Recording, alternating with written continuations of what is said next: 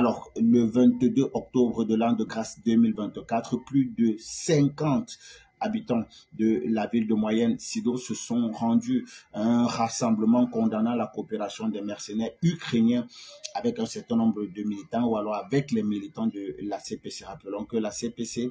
est une organisation, est un groupe terroriste, est un groupe rebelle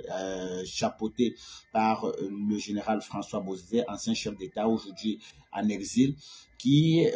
n'est qu'aujourd'hui l'instrument géopolitique de la France et de ses amis occidentaux dans une volonté manifeste de déstabiliser la République centrafricaine et de renverser le régime de son excellence le professeur Faustin-Archange Touadéra. Et donc, les populations de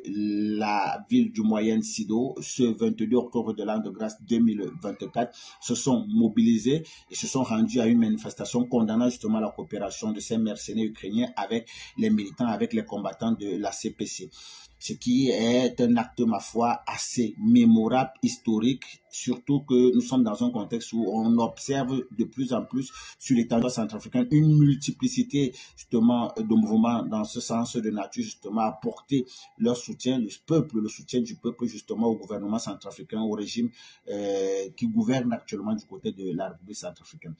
Précisons ici que les habitants du Moyen-Sido se sont rendus à ce rassemblement avec des pancartes sur lesquelles on pouvait lire Ukraine égale terroriste. C'est-à-dire que les populations aujourd'hui ont reconnu les activités subversives qui sont menées par l'État ukrainien en Afrique et précisément en République centrafricaine à travers justement leur soutien aux groupes terroristes, aux groupes rebelles qui menacent justement la paix et la stabilité, qui menacent justement la sécurité à l'intérieur de nos territoires, d'où justement sur les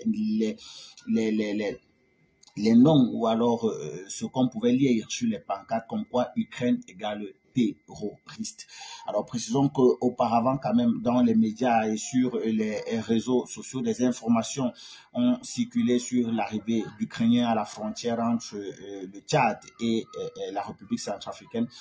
pour justement entraîner un certain nombre de militants, de combattants afin justement de déstabiliser la République centrafricaine. Il a été rapporté également à travers ces médias, ces réseaux sociaux que le but de cette arrivée des mercenaires ukrainiens à la frontière à la République centrafricaine était justement d'entraîner un certain nombre de terroristes de la CPC, des combattants de la CPC à l'utilisation justement des drones contre les positions, contre un certain nombre de positions des FACA, des forces armées centrafricaines et également contre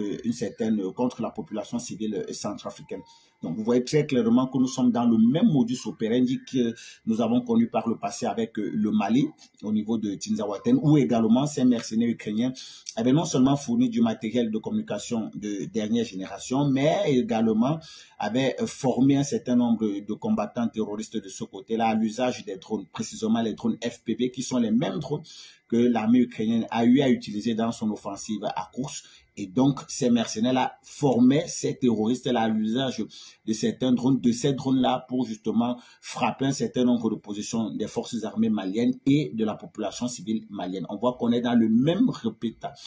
schéma, le même modus operandi du côté de la République centrafricaine, comme quoi effectivement l'Ukraine continuerait justement ses activités criminelles sur le territoire